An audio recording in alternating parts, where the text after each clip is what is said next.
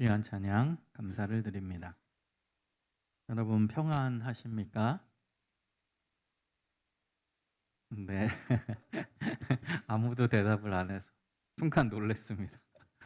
예, 평안 안 한가 봅니다. 네. 안 할 수도 있죠. 평안. 그러니까 설교를 준비했죠.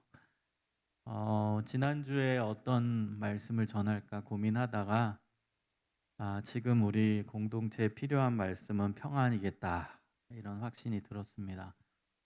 그래서 여러분에게 먼저 질문을 던졌습니다. 평안하십니까? 네, 지금 온라인으로 예배 드리시는 분들도 스스로 한번 이 질문에 답을 해보세요. 평안하십니까? 참 우리에게 필요한 단어, 평안. 지금 우리 사회에 필요한 단어, 평안. 온 세계 가운데 필요한 단어, 평안. 이 평안이 너무나도 필요한 시대입니다. 여러분, 이 세상에서 제일 행복한 사람이 누굴까요? 평안한 사람이 아닐까요? 마음에 평안이 있는 사람, 마음에 평화가 있는 사람, 마음에 화평, 평강이 있는 사람, 그 사람이 제일 행복한 사람일 것입니다. 여러분, 성경에서 평화, 평안, 화평, 평강 이렇게 번역이 여러 가지가 나오는데요. 다 같은 말입니다. 다 평안, 평화, 화평, 다 같은 의미의 단어만 다르게 표현한 것입니다. 콜리지라는 영국의 시인이자 평론가는 이렇게 이야기했습니다. 평화는 세상의 모든 축복 중에 가장 가치 있는 것이다. 세상의 모든 축복, 복 중에 최고의 복은 바로 평안이다. 평화다. 이렇게 이야기했습니다. 예수님께서 이 세상에 태어나셨을 때 천사들은 지극히 높은 곳에서는 하나님께 영광이요, 땅에서는 하나님이 기뻐하시는 사람들 중에 평화로다. 하늘에서 선포했습니다. 땅에서는 하나님이 기뻐하시는 사람들 중에 평화로다. 예수님이 오심으로 하늘에는 영광이고 땅에는 평화가 임했다. 이 말씀입니다. 여러분, 예수님께서 공생의 사역 가운데서 병자들을 고치실 때 이런 말씀을 하십니다. 평안이 돌아갈지어다. 평안이 돌아갈지어다. 그동안에 너 아프느라고 얼마나 고생했니? 이제는 내가 고쳤으니까 평안이 돌아갈지어다. 예수님이 십자가에서 못 박혀 돌아가시고 부활하시고 난 이후에 제자들에게 이런 말씀을 하십니다. 평안이 있을지어다. 내가 십자가에 못 박혀 죽고 그 가운데서 제자들 너네들 얼마나 무섭고 두려웠니? 얼마나 벌벌 떨었니? 내가 다시 살아나서 너희에게 왔단다. 평안이 임할지어다. 예수님은 평화의 원천이십니다. 예수님은 평화의 중심이십니다. 예수님이 계신 곳에 평안이 임합니다. 예수님이 계시는 곳에 평화가 임합니다. 반면에 인간이 아무리 노력해도 스스로는 평화가 오지 않더라고요. 우리 인생의 모습이잖아요. 아무리 우리가 노력한들 평안이 오겠습니까? 우리가 인생을 살다 보면 몸이 아프죠. 요즘과 같은 코로나 시기에 너무너무 많이 지금 코로나 어려움 가운데서 지금 사람들이 고통받고 있습니다. 그러면은 하나님 지금 몸이 아픕니다. 몸 좀 회복되게 해주세요. 그럼 몸이 회복돼야 그게 평안이겠죠. 근데 여러분, 몸이 회복이 되면 그 다음은 우리 인생이 참된 평안으로만 이루어질까요?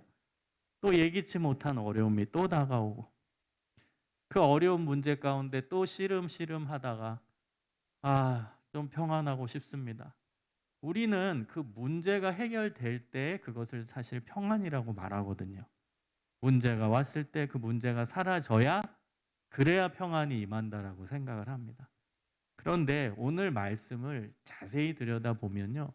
하나님께서 원하시는 평안, 하나님께서 우리에게 말씀하시는 평안은요.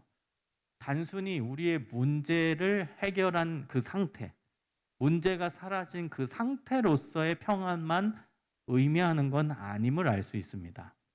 기독교에서 말하고 있는 평안은 예수님이 계실 때 임하는 평안입니다. 여러분, 예수님이 우리 안에 항상 계시다면 우리는 항상 평안해야 한다는 것입니다. 예수님께서 우리 마음 가운데, 우리 교회 가운데, 우리 나라 가운데, 우리 공동체 가운데 계시다면 우리는 외부의 어떤 요인이 오더라도 여전히 평안해야 됩니다.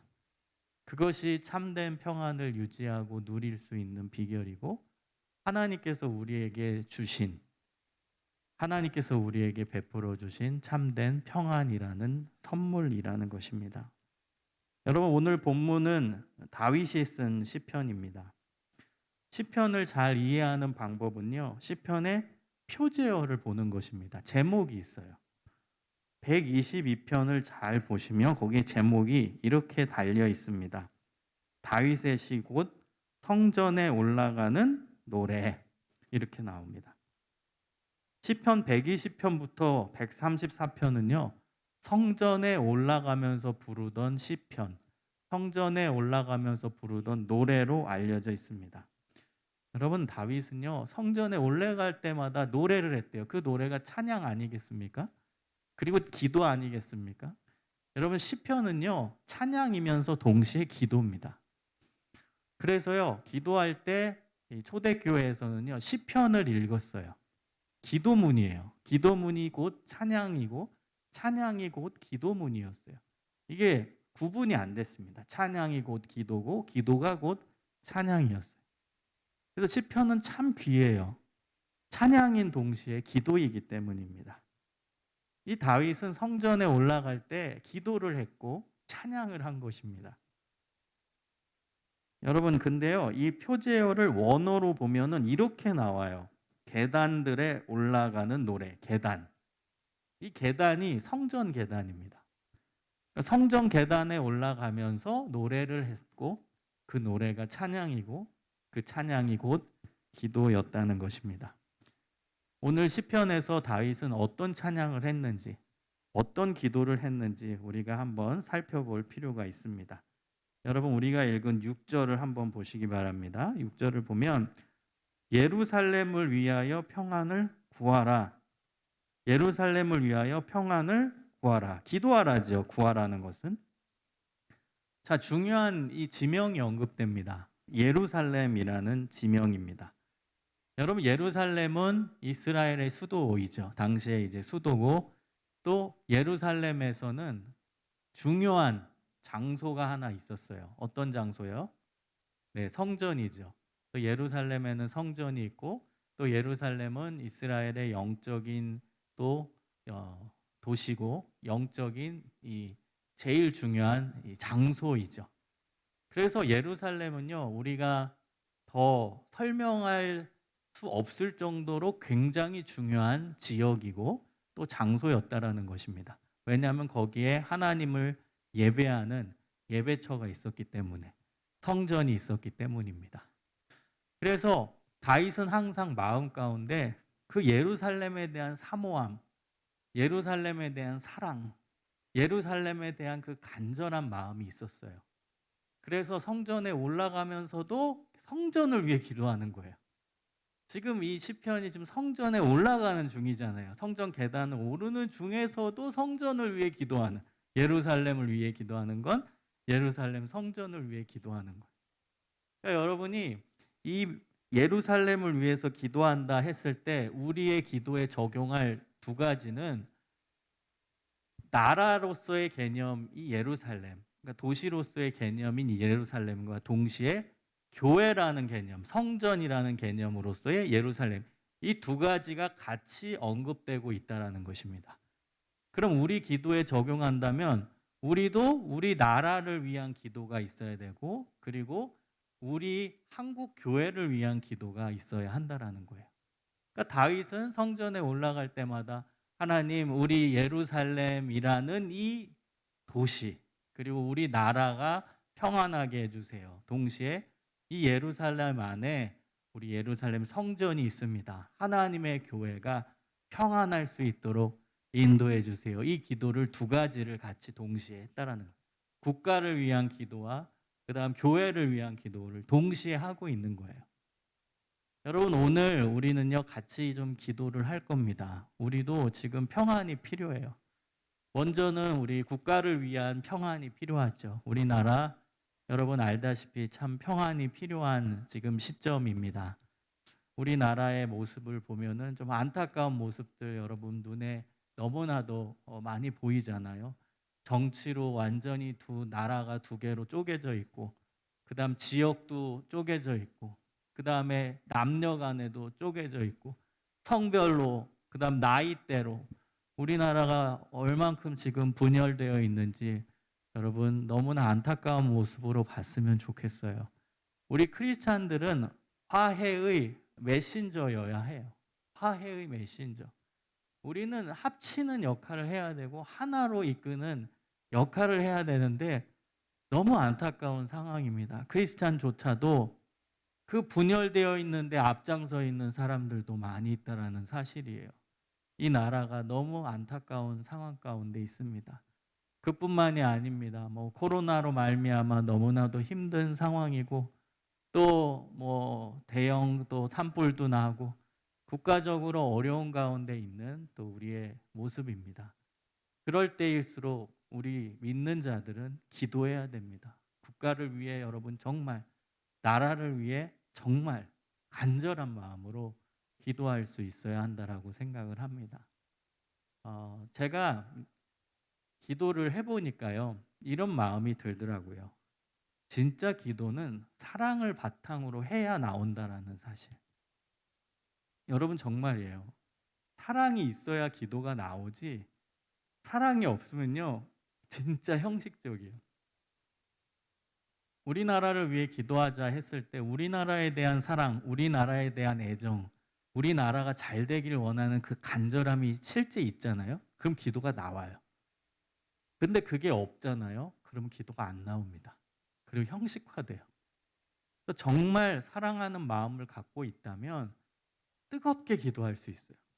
그럼 다윗이 성전에 뭐 한 번 올라갔겠어요? 얼마나 자주 그는 하나님의 성전을 찾고 하나님의 성전을 가장 사모하던 사람인데요. 그 사람은 이 나라 예루살렘이라는 이 도시와 이스라엘이라는 나라에 대한 그 애정, 하나님이 이 나라를 세우셨다, 하나님이 이 예루살렘을 세우셨다라는 이 간절한 마음, 이 믿음이 다윗한테는 있었어요. 그래서 나라를 생각하면서 기도할 때 얼마나 뜨겁게, 얼마나 간절히, 얼마나 열정적으로 기도했는지 모릅니다. 시편을 보면은 국가를 위한 기도가 많이 나와요. 다윗의 시 중에서 나라를 위한 기도들이 너무 많이 나와요. 그 내용들을 보면은 다윗이 이스라엘이라는 나라를 얼마나 사랑했는지를 알 수 있습니다. 진짜 사랑하면 기도가 나옵니다. 그래서 여러분 우리 대한민국 더 많이 사랑해 주세요. 우리나라를 사랑해야 돼요. 우리나라 국민이 우리나라를 사랑해야죠. 우리 청년 여러분이 우리나라를 더욱더 뜨겁게 사랑해야죠. 그리고 우리나라는 하나님께서 보호하사 인도하시는 이 믿음을 가지고 나라를 더욱 사랑하고 나라를 위해 더 뜨겁게 기도하는 믿음의 사람들이 되었으면 좋겠습니다. 그리고 이 다윗은 나라를 위한 기도와 동시에 교회를 위한 기도, 성전을 위한 기도를 하거든요. 예루살렘을 위해 기도한다. 그것은 곧 예루살렘 성전을 위해 기도하는 것입니다. 대한민국을 위해 기도한다. 그것은 곧 대한민국에 있는 교회를 위해 기도한다. 이런 의미로 우리가 적용할 수 있는 것입니다. 여러분 지금 한국 교회를 잘 살펴보십시오. 우리나라 교회들 지금 다시 세워져 가야 됩니다. 다시 우리 세상에 희망과 빛을 줄 수 있어야 돼요. 우리가 그것을 위해서 가장 먼저 해야 될 것은 기도입니다. 기도로 세워져 나가야 돼요. 뭐 이제 더 이상 뭐 한국 교회 욕먹는 시기다 이런 얘기 안 해도 너무나 잘 알죠. 우리의 자화상을 우리가 잘 알고 있잖아요. 이러할 때 우리가 어떻게 다시 한국 교회를 일으키고 다시 새롭게 할 수 있겠습니까? 우리의 영성이 회복돼야 됩니다. 영성이 회복되려면 기도부터 회복이 되어야 합니다. 그리고 또 하나 중요한 거 뭐라고요? 사랑. 한국 교회를 위한 사랑. 사랑이 있어야 돼요. 여러분 우리나라 교회를 위해 사랑하십니까? 우리 한국 교회 정말 사랑하십니까? 그리고 여러분 서소문 교회, 우리가 소속된 이 서소문 교회 정말 사랑하십니까? 진짜 사랑하잖아요. 그러면 기도하게 된다는 거예요. 저는 어릴 때 그때 이제 어르신들 있잖아요. 지금도 뭐 우리 어르신들의 그 눈물의 기도 때문에 한국 교회가 여기까지 성장했고 지금 유지해 오는 거지만, 제가 중고등학교 때 그때 이제 어르신, 지금은 이제 거의 다 돌아가셨죠. 그분들은요, 교회 사랑하는 그 애정의 정도가 정말 말도 못했습니다. 얼마나 뜨겁게 기도하시고 얼마나 교회를 사랑하시고 사모하시는지. 제가 아는 제가 고등학교 때 노 권사님, 나이 많으신 그 권사님은 몸이 불편하신데도 거의 매일 교회 나오셨어요. 매일 교회 나와서 교회를 혼자서 다 닦으시는 거예요. 벽면도 닦고, 그리고 손잡이도 닦으시고, 창문 틀 닦고, 그 먼지 끼는데 얼마나 교회를 사랑하시는지. 여러분, 그렇게 교회를 뜨겁게 사랑하시던 교회 어른들이 많았어요. 그때 한국 교회 건강했어요. 그때 한국 교회 정말 부흥기였어요. 여러분, 교회를 사랑하는 게 시작이에요. 사랑하면 기도하게 되고, 기도하면 하나님께서 다시 회복을 주신다는 것입니다. 우리 다시 교회를 사랑합시다.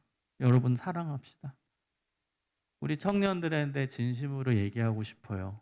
저는 우리 청년들이 우리 한국교회의 미래라고 생각해요. 현재이면서 미래입니다. 그래서 여러분이 더욱더 우리나라 교회, 그리고 우리 서서문교회를 사랑하고 교회를 위해서 간절히 기도할 수 있어야 된다라고 생각합니다. 자, 그리고 여러분, 오늘 다윗은 또 중요한 기도를 합니다. 어떤 기도를 하냐면요, 8절을 보십시오. 8절에 보면 내가 내 형제와 친구를 위하여 이제 말하리니 내 가운데 평안이 있을지어다.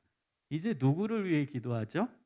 형제와 친구를 위해 기도하는 것을 알 수 있습니다. 그러니까 지금 오늘 사실 이 시편 122편은 다윗의 중보기도라고 할 수 있어요.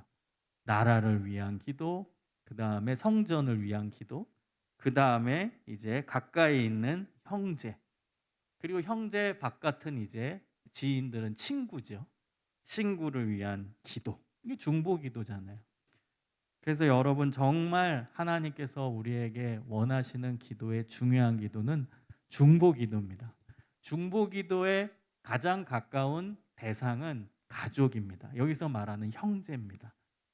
여러분, 가족들을 위해 기도하셔야 돼요. 엄마 아빠를 위해 기도하고, 형제 위해 기도하고, 자매를 위해 기도하고, 기도를 할 수 있어야 돼요. 그게 진짜 가족을 위하는 사람입니다. 저는요, 이런 생각이 들었어요. 기도를 요즘에 가족들을 위해 얼만큼 내가 기도하는가. 오늘 말씀도 준비하면서 가족들을 위해서 내가 정말 많이 기도하고 있는가? 라는 생각이 들었어요. 근데 잘 보니까 저를 위해 기도를 더 많이 하더라고요. 개인을 위해서. 그게 왜 그런 줄 아세요? 이게 사랑과 많이 연결돼요. 물론 가족들 다 사랑하지만 내가 더 우선이 되어 있는 거예요. 내 스스로. 그러니까 나를 위해 기도하는 거는 더 많은데, 오히려 가족들, 그리고 가족 넘어서는 이웃들, 형제, 그다음 친구들, 이웃을 위한 중보기도는 상대적으로 굉장히 지금 많이 줄어들었다라는 생각을 많이 하게 됐어요. 그러면서 제 자신도 다시금 마음을 돌이키고, 하나님께서 기뻐하시는 중보기도를 다시 열심히 해야지라는 결단을 말씀을 준비하면서 하게 되었어요. 저조차도 그래요. 목사인 저조차도요.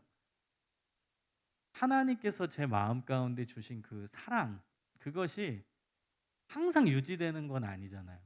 그러니까 하나님이 내 안에 주시는 그 사랑을 잘 유지해서 내 마음을, 영성을 잘 관리하고 하면은 이웃을 향한 기도, 그 다음에 우리 가족을 위한 기도, 그게 더 중보기도가 풍성해지는데, 그렇지 않으면은 점점점 자기 자신을 위해서만 기도하게 되더라고요. 나 자신에게 매몰되는 기도가 될 때가 많아요.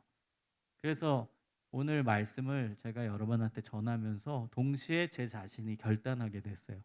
이제는 나 자신을 위한 기도, 그것이 아닌 더 다른 사람을 위한 기도, 더 가족들, 그다음 더 이웃을 위한 기도로 발전하고 더 열심히 해야겠다라는 결단을 하게 됐습니다.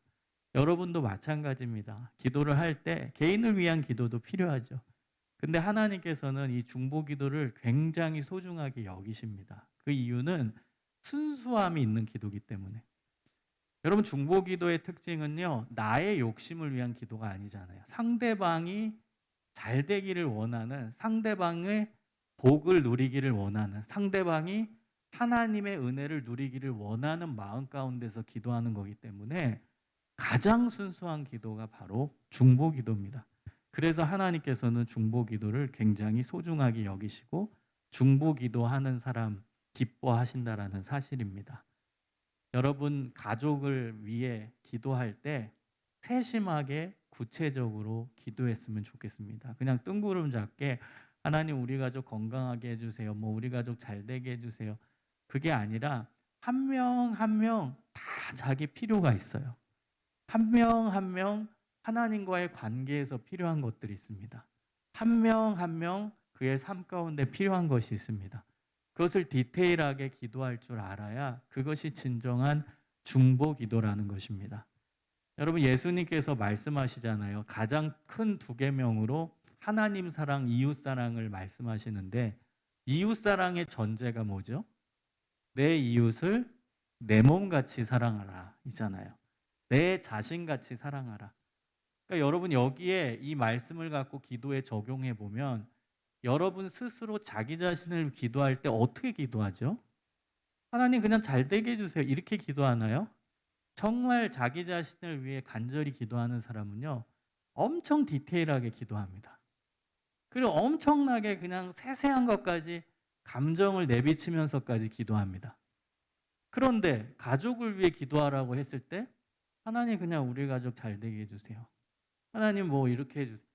그거는 내 자신같이 사랑하라 이웃을, 그 말씀을 빗대어서 적용해 본다면 전혀 그 말씀대로 기도하고 있지 않다라는 뜻이에요.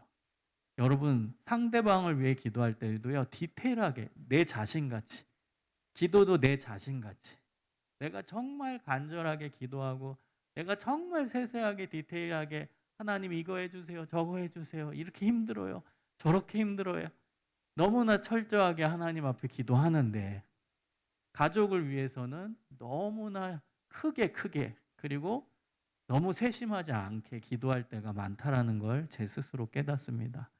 그래서 여러분이 진짜 중보 기도를 잘하기 위해서는요, 이웃을 사랑하되 내 자신같이 사랑하라 이 말씀을 붙들고 내가 기도하는 것처럼, 나 자신의 기도 제목을 놓고 기도하는 것처럼 가족을 위해 세세하게 그 기도 제목을 놓고 기도할 수 있으면 좋겠습니다. 그리고 이제 가족 외에도 기도해야 돼요. 가족 외에 오늘 본문에서는 친구라는 개념으로 나오는데요. 여러분의 직장 동료를 위해서, 직장 선후배를 위해서, 그 다음에 학교 친구, 학교 선배, 학교 후배, 그리고 교회 공동체 식구들. 여러분, 우리 주변에 얼마나 많은 인간관계 속에서 하나님께서 연결시켜 준 사람들이 있습니까? 그 사람들을 위해서 기도할 줄 알아야 됩니다. 여러분, 그 사람들 한 명 한 명 이름을 언급하면서 기도하면요, 기도 시간이 진짜 많아져요. 어떤 사람은 그렇게 얘기해요. 아, 기도를 어떻게 그렇게 오래 합니까? 여러분, 중보 기도하면 오래 할 수 있어요. 그 중보 기도도요, 뭉뚱그려서 하는 게 아니라 여러분의 가까운 지인부터 이름을 언급하면서 기도해 보세요. 그러면 기도 정말 오래 할 수 있어요. 우리가 아는, 여러분과 친하게 지내는 지인이 얼마나 많겠습니까? 여러분, 적어도 직장 동료랑 그다음 교회 식구들이랑 또 친구들 언급하면 한 30명은 될 거 아닙니까? 최소한으로 잡은 거예요. 그럼 그 한 명 한 명을 떠올리면서 기도를 해보는 겁니다. 아, 그 사람을 생각하고, 그 사람은 어떤 어려움이 있는 것 같은데, 그리고 이러한 기도 제목이 필요한 것 같은데, 그럼 그걸 놓고 기도하세요. 한 명 쭉 간절히. 그리고 그 다음 사람 또 생각난 두 번째 사람 또 이 사람은 이런 사람인데 하나님 이렇게 이렇게 인도해 주시길 원합니다. 기도하세요. 그 다음 두 번째 사람 지나면 세 번째. 여러분 이렇게 한 30명 지나가 보세요. 기도가 뭐 여러분 1, 2분이 될 것 같아요? 정말 오래 걸리죠. 한 사람당 여러분 1분만 잡아 보십시오. 그러면 30명이면 30분 걸리는데. 그럼 중보 기도를 하면 할수록요, 그 기도의 시간이 늘어나요. 그리고 그것이 진짜 좋은 선물입니다. 여러분 기도는 선물이에요. 내가 누군가를 생각하고 기도한다. 그럼 그 사람한테 내가 선물을 준 거 아니겠습니까? 최고의 선물이겠죠. 우리가 중보 기도하는데 더 힘을 쓰는 올 한 해가 되었으면 좋겠어요. 저는 그 간간히 카톡 하다가, 간간히가 아니죠, 자주 쓰는 말이 있어요. 기도할게, 기도할게, 기도한다, 기도합니다, 기도해 드릴게요. 근데요, 우리도 그 카톡에 많이 남기잖아요. 단체 카톡, 뭐 교회 카톡 같은데 진짜 기도하십니까? 저는 이게 인사치레로 안 끝났으면 좋겠어요. 우리가 기도할게요, 뭐 아프지 마세요, 기도할게요, 꼭 기도할게요. 그리고 순간 기도를 안 할 때가 저는 발견했어요. 그러면서 움찔했어요. 야, 이게 그냥 인사치레로 끝날 때가 있구나. 큰일 나는구나. 아니 기도할게라고 했는데 기도해야죠. 또 여러분이 진짜 우리가 인사한 대로 기도할게 하면 진짜 기도해야 돼요. 진짜 간절히 그 사람을 위해서 기도할 수 있어야 돼요. 여러분 우리 주변에 지금 코로나 확진돼서 어려운 사람들 너무나 많이 있어요. 격리돼서 힘든 사람들 많고요. 또 코로나가 사람마다 다 다르잖아요. 후유증 때문에 또 힘들어하고 있는 또 우리 청년들도 있어요. 그렇기 때문에 진짜 그 사람들을 내 일같이, 내 어려움처럼 생각하고 기도할 수 있는 우리 공동체가 되었으면 좋겠어요. 그 기도를 정말 잘하기 위한 전제가 뭐라고요? 사랑의 정도에 비례하는 겁니다. 진짜 공동체를 사랑하면 공동체를 위해 기도하게 돼 있어요. 진짜 옆에 사람을 사랑하면 그 사람을 위해 정말 간절히 기도하게 되어 있습니다. 여러분 오늘 말씀을 잘 기억하면서 우리가 이번 한 주간 중보기도에 힘썼으면 좋겠어요. 중보기도. 제가 오늘은 복잡한 내용으로 설교하지 않았어요. 아주 단순한 내용으로 설교를 했어요. 그 이유는 이 심플한 하나님의 가르침, 또 오늘 다윗이 시편 가운데서 실천한 내용을 그냥 단순하게 우리 삶에 적용해서 우리나라를 위해 기도하고, 우리 교회를 위해 기도하고, 우리 가족을 위해 기도하고, 그리고 우리 가족 외에 다른 친구 범위에 포함된 우리 지인들을 위해서 기도하는 그런 한 주간의 삶이 되었으면 좋겠습니다. 그 기도의 핵심은 뭐라고요? 평안하게 해주세요. 평안을 위한 간구입니다. 평안의 핵심은 뭐라고요? 예수님. 예수님이 계셔야 평안이 임하는 겁니다. 예수님 평안을 주세요. 예수님이 충만하게 역사해 주옵소서.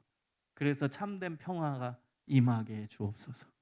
예수님만이 참 평안이십니다.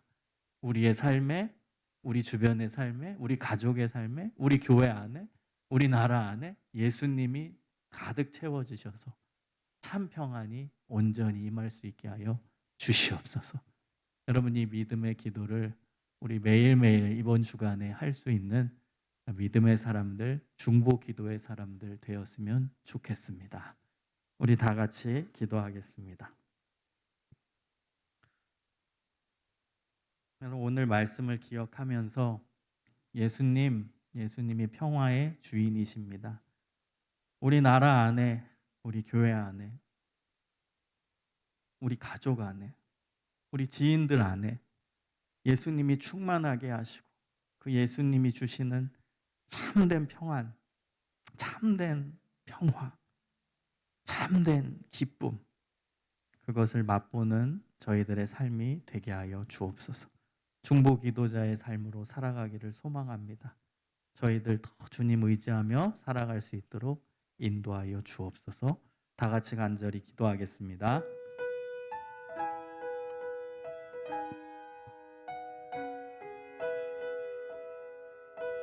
주님을 바라볼 수 있도록 도와주시고 주님의 뜻 가운데 나아갈 수 있도록 도와주시고 아버지 함께 하여 주시기 원합니다.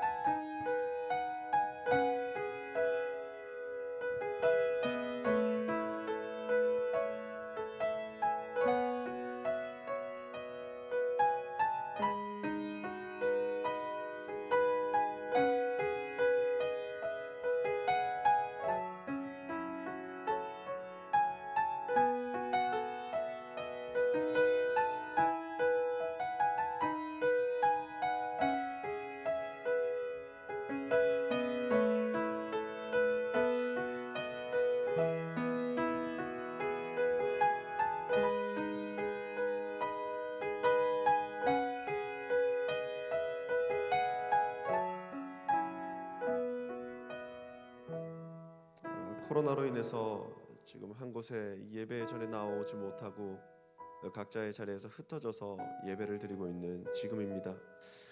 그렇다고 해도 우리들의 예배는 끊어져서는 안 됩니다. 하나님과의 관계가 단절되어서는 안 됩니다. 그 어느 때보다도 뜨겁고 그 어느 때보다도 간절하게 주님 붙잡는 우리가 되게 하여 주시고, 주님 저희들 주님 붙잡을 때 우리들의 모든 필요와 간구에 응답하여 주시옵소서. 우리 다시 한 번 더 기도함으로 나아가겠습니다. 사랑의 하나님 아버지, 코로나는 우리로 주님과의 단절을 부르는 것은 아닌지 점점점 우리들이 멀어져만 가고 있는 것을 경험하고 있습니다. 아차 싶은 이때에 다시금 주님의 전에 나아가고자 하는 그 첫 발걸음이 얼마나 두렵고 떨리는지, 얼마나 많은 용기가 필요한지 새삼 깨닫게 되는 요즘을 다시금 느끼고 있습니다. 사랑의 하나님 아버지, 주님을 향한 우리들의 마음이 식지 않았으면 좋겠습니다. 더욱더 열정을 가지고서 뜨거운 믿음의 중심을 가지고서 주님 앞으로 나아가길 원합니다. 사랑의 주님, 저희들 연약해서 저희들 결단만으로는 나아가지 못하는데 오직 주님의 은혜입니다. 사랑의 주님, 그 은혜로 말미암아 저희들 주님의 전으로 다시 모아주시옵소서. 주님 다시 은혜를 경험하게 하여 주시옵소서. 함께 모이는 그 기쁨과 따뜻함을, 그 사랑을 저희들 경험하게 하여 주시옵소서.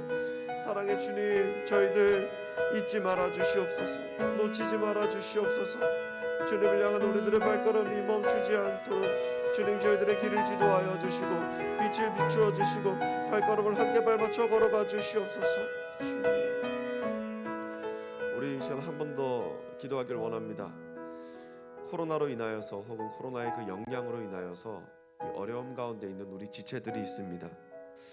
우리 주님 앞에 간구함으로 나아가길 원합니다. 사랑의 주님, 아파하는 우리 형제 자매들, 힘겨워하는 우리 형제 자매들 주님 어루만져 주시고 그 눈가에 눈물을 주님 친히 닦아 주셔서 회복되게 하시고 주님의 은혜를 경험함으로 말미암아 다시금 주님을 뜨겁게 찬양하고 예배할 수 있는 우리 하늘시한 모든 형제 자매들 될 수 있도록 주님 인도하여 주시옵소서. 우리 중보함으로 함께 나아가겠습니다. 사랑의 하나님 아버지, 힘겨워하는 우리 형제 자매들이 있습니다. 코로나로 인하여서 육신의 고통으로 정신적인 고통으로 말미암아 낙담하고 또한 실족하는 형제 자매들이 있습니다. 사랑의 주님, 이럴 때일수록 더욱더 주님 의지하게 하여 주시옵소서. 사랑의 주님, 그들 회복케 하여 주시옵소서. 사랑의 주님, 그러므로 말미암아 그들이 주님 저에 나와 두 손 들고 주님 감사합니다. 모든 것이 주님의 은혜입니다. 모든 순간이 주님의 은혜이며 주님께서 동행해 주신 그 축복과 그 은혜였음을 저희들 고백합니다. 주님이 믿음의 고백을 드릴 수 있는 우리 모든 청년 될 수 있도록 주님 인도하여 주시옵소서. 코로나의 모든 위협으로부터 저희들을 구원하여 주시고 자유롭게 하여 주시고 하루빨리 이 질병의 고통, 이 바이러스의 고통에서부터 벗어나는 우리 전 세계 모든 인류가 될 수 있도록 주님 인도하여 주시옵소서. 주님, 저희들 마지막으로 한 가지만 더 기도함으로 나아가길 원합니다. 코로나가 아니더라도 정말 육신의 고통 가운데 있는 우리 형제 자매들이 있습니다. 정신적인 고통 가운데 있는 우리 형제 자매들이 있습니다. 또한 가족의 아픔으로 말미암아 슬퍼하고 또한 무너지는 마음을 경험하고 있는 우리 형제 자매들이 있습니다. 우리 그들을 위하여서 중보함으로 나아가길 원합니다. 사랑의 마음을 품고서 그들을 위하여 기도하며 나아가길 원합니다. 사랑의 주님, 그들의 모든 아픔을 회복시켜 주시고 그들의 주변에 있는 모든 아픔을 가진 자들을 주님께서 친히 회복시켜 주시옵소서. 우리 이 시간 함께 기도함으로 나아갑니다. 사랑의 하나님 아버지, 아파하는 자들을 위하여서 기도합니다. 슬퍼하는 자들을 위하여서 기도합니다.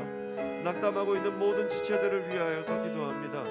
사랑의 하나님 아버지, 그들의 모든 아픔을 씻어주시옵소서.